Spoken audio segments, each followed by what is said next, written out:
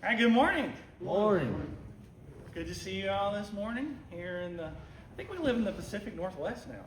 Yeah, I think that's what it feels like. I've never been there.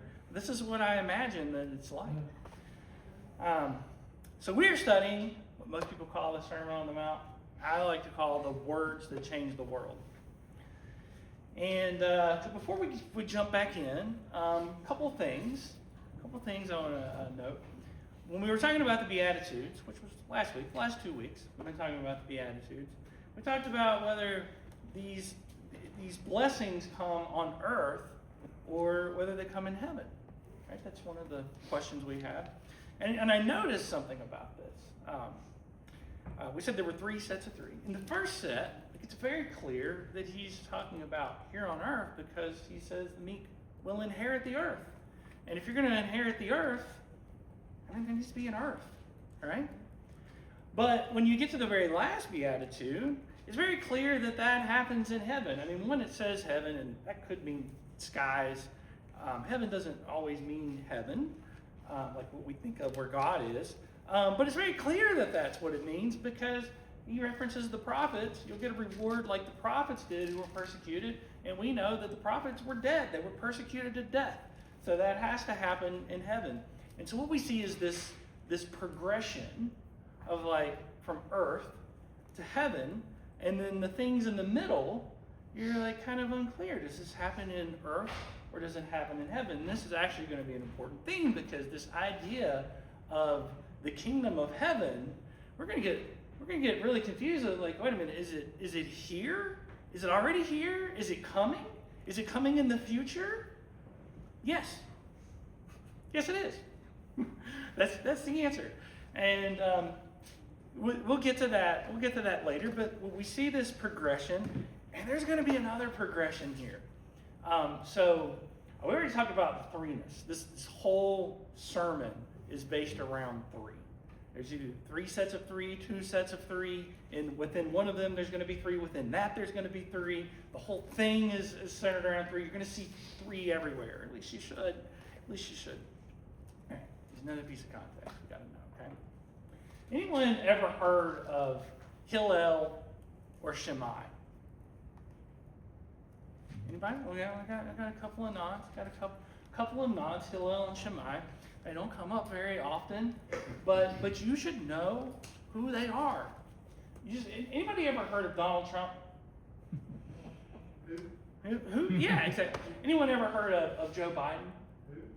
And you know, like these are like two sides of ways of looking at the world, right? Well, just as every one of you know Trump and Biden, and you know kind of what they represent, the people that are listening to this know Hillel and Shammai and what they represent. And if you had asked Hillel, what is the Bible really about? What does God really want from you? And he would tell you, well, first you need to love God with all your heart and your soul and your mind and your strength. And then you need to love your neighbor as yourself. That's what God really wants from you. He wants you to treat each other correctly. But if you ask Shammai, what does God really want from you? He would tell you, well, you need to love God with all your heart and your strength and your mind.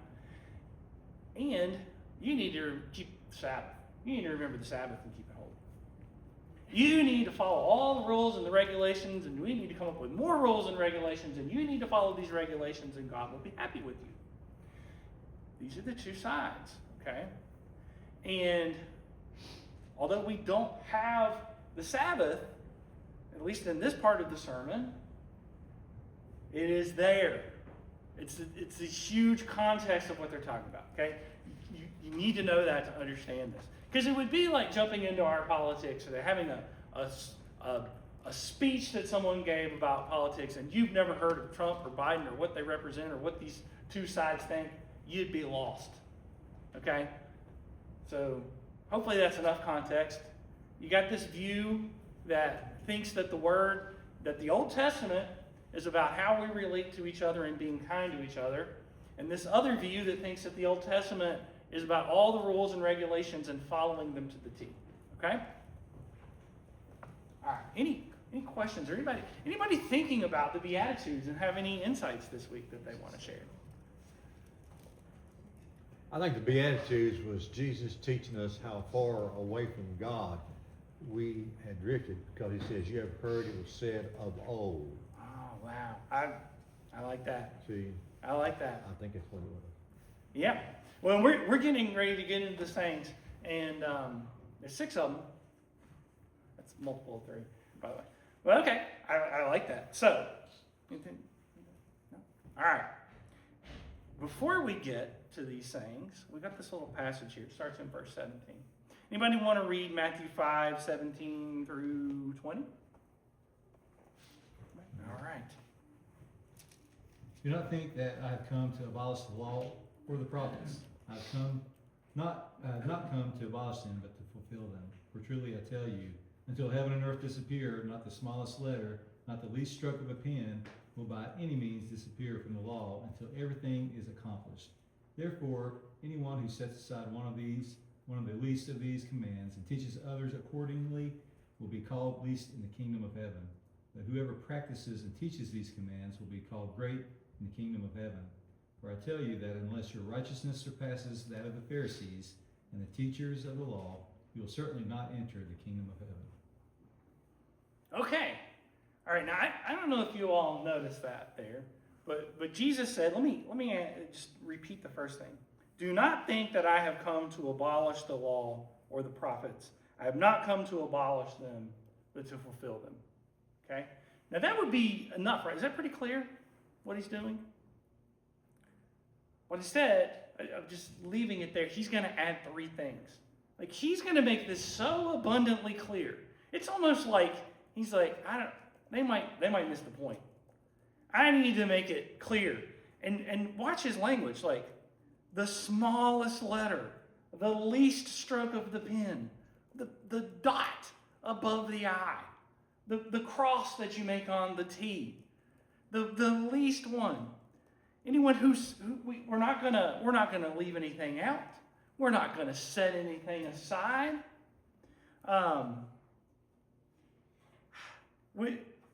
You gotta practice. You not only gotta know them, but you gotta practice them. You gotta teach them. Do you see how he's going on and on making this point?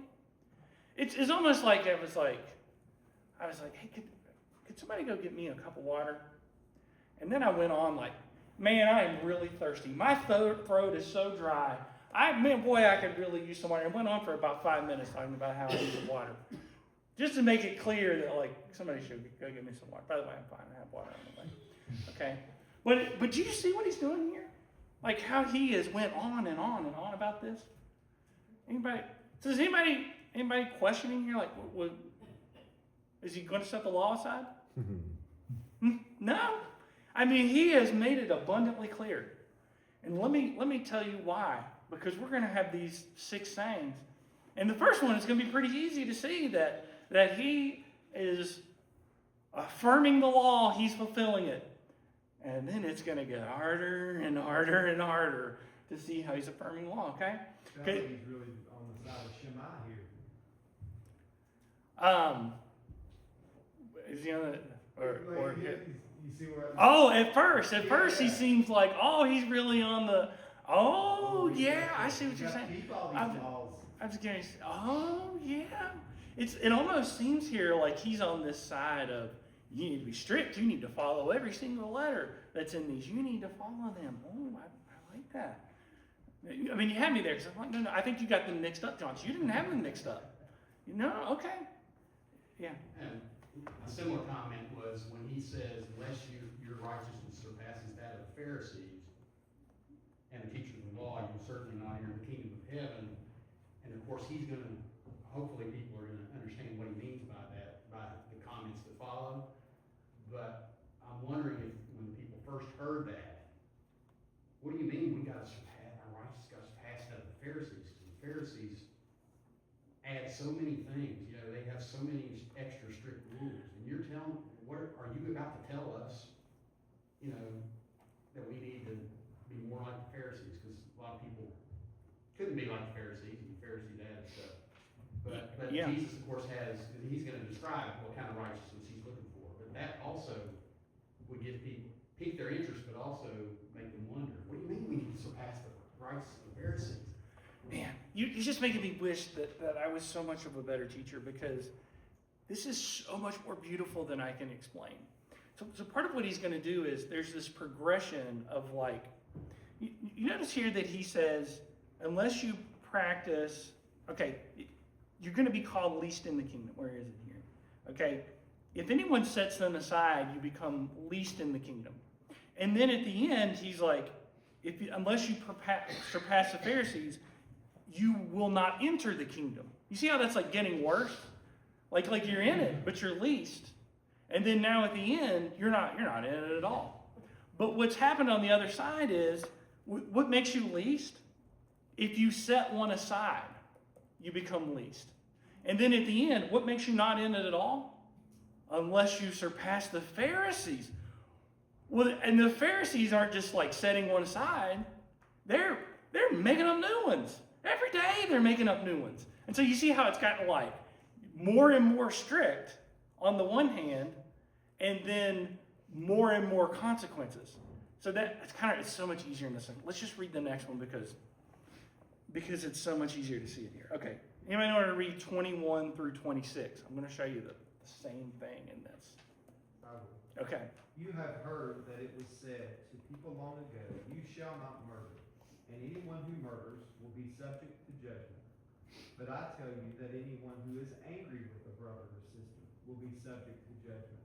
Again, anyone who says to a brother or sister, Raka, is answerable to the court. Yet anyone who says, you fool, will be in danger of the fire of hell. Okay, let's stop there. Okay. It might be hard for us to notice, but there's this progression here. He starts with anger. And remember, there's a threeness, right? There's going to be three everywhere. So there's three things. What are they? They're anger, saying Raka, or saying you fool. Okay? Three things. Now, those are going from like worst to least. Let me try to explain it. So anger is like you're really mad at someone. Raka is saying that you're worthless. And you fool is like the least kind of insult. Like, you know how there's levels to insult? Like, I could get like a little dig in at you, or I could do like really, really go at you hard with a dig.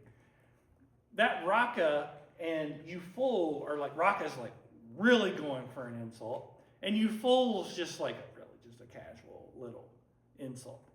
So we got anger, and then we got Raka, and then we got you fool, which honestly I hear all the time. That idiot driving on the left lane, going slow. You ever said that? Sorry. Yeah. Okay, so we got this coming down. But look what happens on the other side. If you're angry, well, then you're going to be under judgment. And what this means is like, that basically means to them like court. And court, and for them is like, well, we got some of the elders of our city together and some witnesses, and we had court. Okay? But if you say, so that's the lowest over here. Okay? And then, but if you say Raka, the one that's a little bit lower, now you're going before the Sanhedrin. Sanhedrin is the Supreme Court. But if you say you fool, which is basically the lowest insult that you could give anyone, I mean, if you're saying if it's the lowest insult, the consequences can't be that bad. In danger of the fire of hell. You see what he's done? You see what he's done there? Anger. Well, you're going before the town elders. Raka, the worst insult you can get. Oh, now you're going before the Sanhedrin. You fool. The most casual of insults. The fire of hell. All right, I'm going to give you a thing that you can go look up yourself. That fire of hell, the word is Gehenna. And I have always heard it said that Gehenna is a place where they had their trash dump. And it's basically ever burning. It's an ever burning trash dump. If you're in a city at that time, you have to have a place where you take your trash. And you want the trash to go away, so you set it on fire. It helps with the smell too, if you set it on fire. But it turns out, from the evidence that we have, it seems like they didn't start doing this until 1,300 years after Jesus spoke these words. When he said this, it was not a place where you took and you burned your trash. But it is a place. And the history of this place is that a guy bought it whose father was Hinnom. And so he was called Ben Hinnom. That's the way Ben is son of. So this guy named Ben Hinnom, son of Hinnom, bought a valley. So what do you think they called the valley? The Valley of Ben Hinnom. And then over time, what do you do when you got a name like that? Too long. You just shorten it. That's what we do.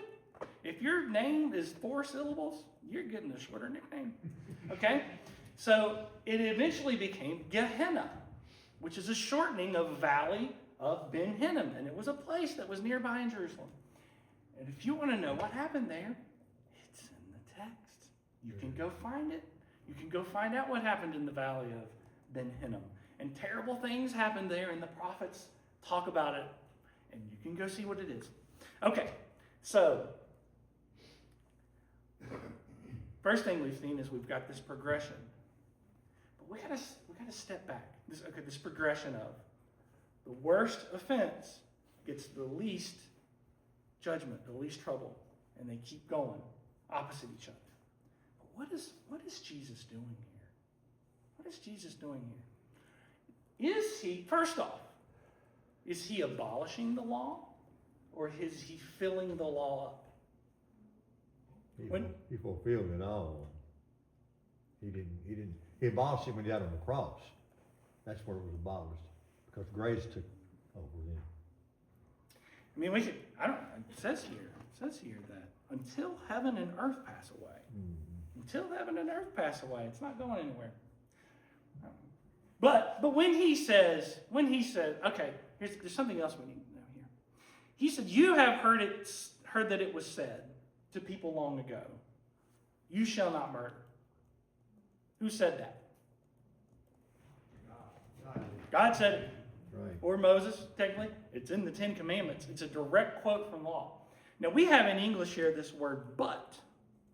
But, I tell you. Now, what does that mean to us when we say, but, I tell you? It means I got something different to say. Yeah. But this word, in the Greek, turns out it doesn't always mean but. In fact, it's really just a word that goes between ideas, and it can mean but, or it can mean and. And it's kind of like 50-50. Half of the time it means but, or something, however, something like that. And then about half the time it means and, or also. So you could read this and say, you have heard that it was said to the people long ago, you shall not murder. And also, I tell you that anyone who is angry with his brother or sister will be subject to judgment. So the question I want to ask you is he setting aside this law about murder? No, he's filling it up. That's right. He's making it better. Now, here's the interesting thing about this. We know that they were really concerned about the Sabbath, right? We know that they were really concerned about the Sabbath.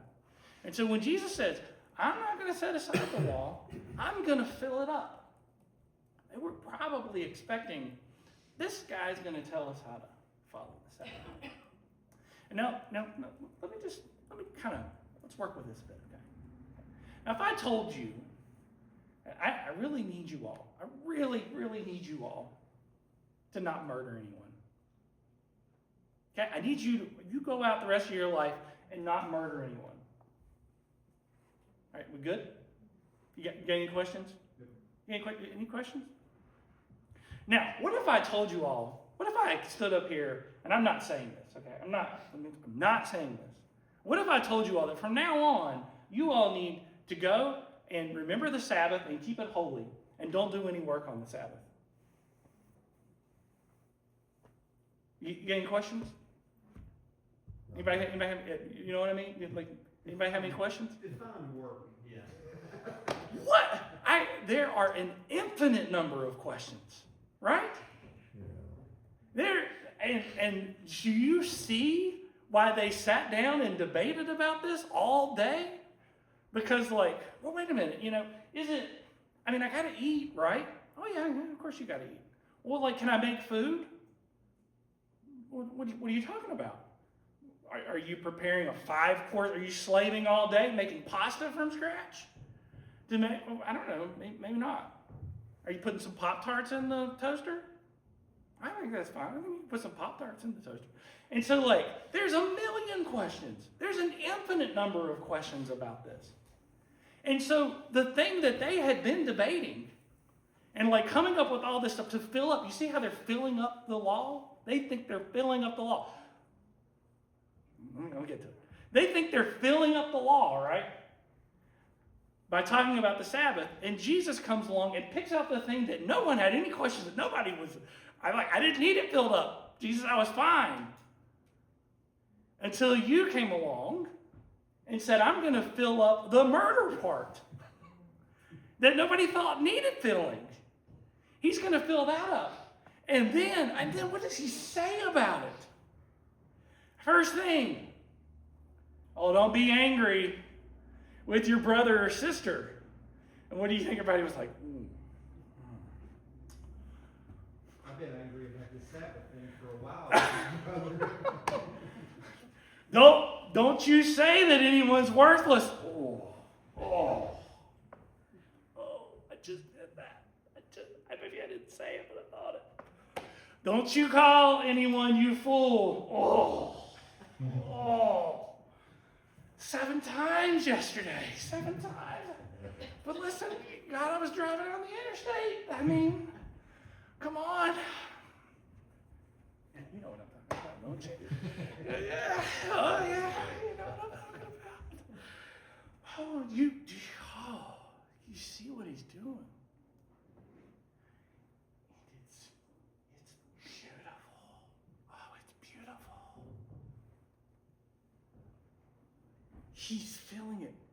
Why? Why do people murder?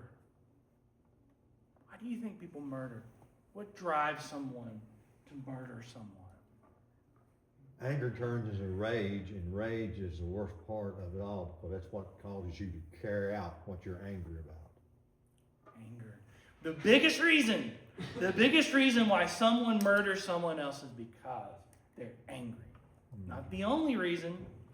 Not the only reason. There are people that are so twisted that they murder because they enjoy it. And what's the real problem there? It's a problem that they enjoy murdering. But what they're really saying is, that person I'm going to murder, they don't have value. I don't value who they are. They're just a life that I can take because I enjoy it. Do you see how he is filling up this law? No, it's not just murder. It's the root behind the murder. This is going to be the theme for the whole thing. It's the root behind the murder. Yeah. Anger. Seeing someone else as being worthless. And then we get all the way down to not just that, but your relationship. If you feel the need to insult someone, you're starting down the path that leads to murder. He is filling up this law. Now, let me tell you something interesting. We all said that, like, I told you not to murder, and you're like, I got it. I'll do it. But if I told you, like, if you were going to have to go here and keep the Sabbath, you're like, oh, man, I don't know. You're gonna have to help me here. What can I do? What can I not do? Can I make Pop-Tarts? Can I make pasta? Can I, what? Help me. What do you think the Torah has to say about those two things? If you went into the Torah and you started looking for, like, how am I going to follow the Sabbath? How much do you think you're going to find there? You have an example of God's instructions to him in a unique situation about manna. That's connected with the Sabbath. So, There are two. You're right. There are two. So there's the manna, which I would argue is not so much an example because it's part of this test, right? What's happening here is they're being tested. And the reason I'm going to say that is later in this book, Jesus' disciples are going to be gathering food on the Sabbath. What's Jesus going to say about that? He's going to defend them. So anyway, I would argue that more of what's going on there is this test. But there is a similar example. Somebody went out in the woods and started gathering wood. And this was frowned upon. The assembly stoned him. That's kind of, I would say, the one example that you have. Somebody's gathering wood. And then there's a rule. There is one rule. One that is given. It's pretty obscure. Do not light a fire in your dwelling. It's it. It's it that's in the Torah. But I mean, this thing about murder, like, it probably just left that alone, right? It doesn't need to explain that, does it? It goes on and on and on about this murder thing.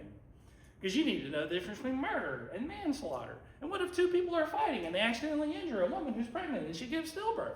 What if you're chopping a tree and the axe head comes off? And it goes on and on and on about murder. Do you see what's happening here?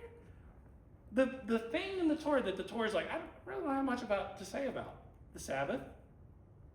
They had been going on and on and on about the Sabbath. And Jesus, who comes along, the first thing he's going to talk about is murder. Guess what? The Torah goes on and on and on about murder. So, who do you think is in the text here? Is it the people that are going on and on about the Sabbath that the Bible has not that much to say about? Or the one who's going on and on about murder, which the Torah goes on and on about murder? You see how he's aligned with the text and they're not? But he's also, here's the thing, I mean, in the next one, the adultery one, like, he's going to talk about gouging out an eye and cutting off a hand. And you guys start to question, like, wait a minute, does he mean that? Does he mean that? These statements are meant for you to think about them. Okay? To think about what this means. Does he literally mean that saying you fool is worse than murder? Because he says, anyone who murders will be subject to judgment. Anyone who murders goes before the elders. But if you say you fool, you're going to hell. Is he saying that saying you fool is worse? Or is he trying to get you to think about this? And I think he's trying to get you to think about this. All right, any questions so far? I really wanted to cover at least 3 of them. Stop and think before you do anything. Stop and think. Stop and think before you act. Stop and think. I like that.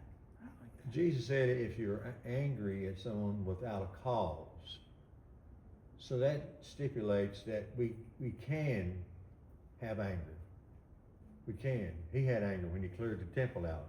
Oh, there you go. He had a cause. There you go. Yeah. And sometimes we get angry without a cause. We fabricate causes. We fabricate causes. Did Jesus insult anyone? Yeah. Oh yeah. Yeah, he did. I think these are things to think about. And the Torah goes on and on about, like, well, I mean, I don't know. Well, there's capital punishment. So you could say that there's a place for taking another human's life.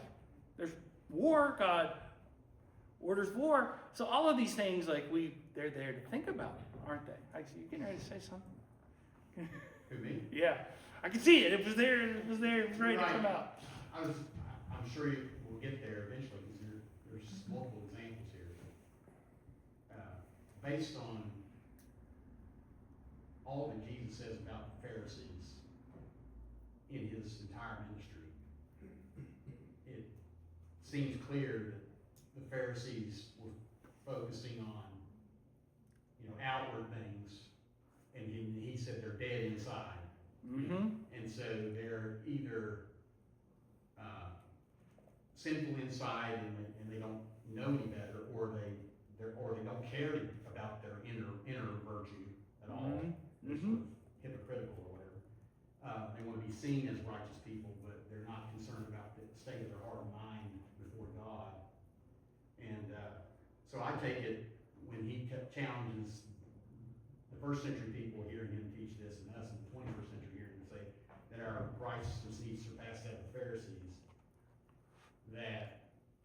and it's what he did with the murder command, Mm-hmm. that God is not only expecting us not to murder, not to commit an outward act of murder, but he's calling us to a higher standard of righteousness when it comes to our emotions, our anger, and our use of our tongue, and when it comes to the section about adultery, the same thing.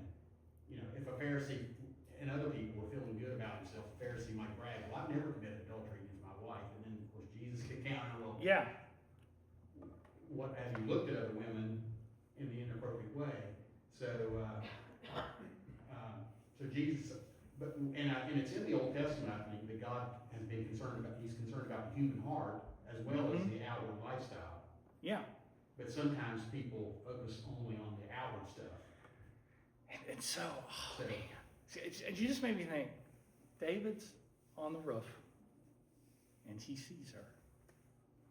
He sees Bathsheba. Right. These things aren't, Jesus isn't inventing this stuff. He's getting it from the text. So, and it's almost like what Jesus is saying. And at this point, at least, I don't think there's this confrontation between him and the Pharisees. We always see it as this confrontation. He's trying to get them to understand, like, you're going so hard on the Sabbath. Take that energy and put it doesn't belong on the Sabbath. That's not where it goes. Take that same energy and put it into the right part of the text that we're supposed to be. Because he's done that. It's like, you mentioned the thing, you can only go a mile and a half to take the string. I can only go a mile and a half. And it's like, this is like a parody almost of what they're doing about the Sabbath. And he's saying, do the same thing about murder. Look, the Torah didn't tell you how to keep the Sabbath. Why? Because the only thing you need to know is that God gave it to you as a gift. And God gave it to you as a gift, and so that you would, and as a day to worship him, and as a day to be free from work.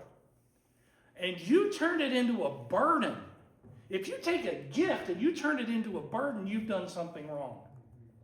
But this thing about murder, man, take your energy from the Sabbath and put it into murder. That's exactly what Jesus is doing here.